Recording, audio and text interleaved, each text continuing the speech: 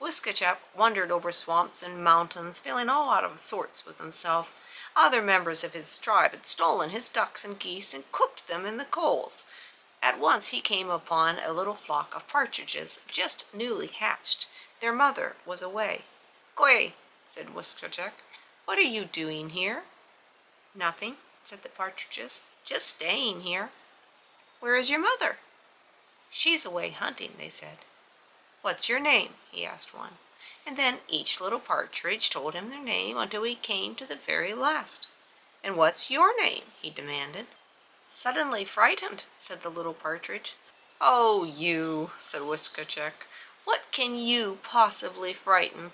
And then he picked up a big lump of soft mud and he threw it all over the clean little partridges. "What can you frighten now?" he said, and then he walked off.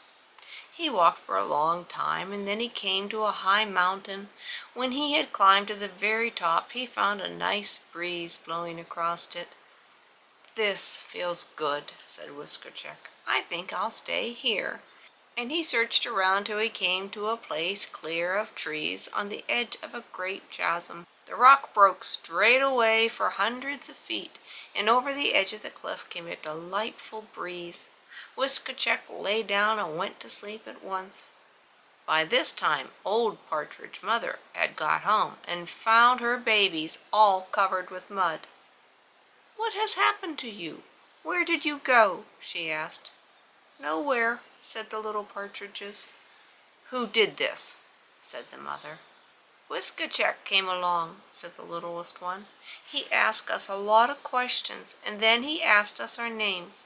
When I told him my name, he said, 'Well, who could you frighten?' And he threw mud all over us." Old Partridge was very angry. She cleaned up her children, and she washed them and dried them and gave them supper. Then she asked which way Wiske-djak had gone, and she went straight on his trail. Old Partridge tracked him to the high mountains. Then she kept right on until she reached the high rocky cliff. There he lay, fast asleep. Old Partridge went close to him on the upper side of the rock.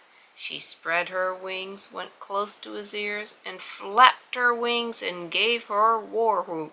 Wiske-djak waked so suddenly he could only see that something terrible was whooping right above him. He moved backward and he fell over the edge of the cliff.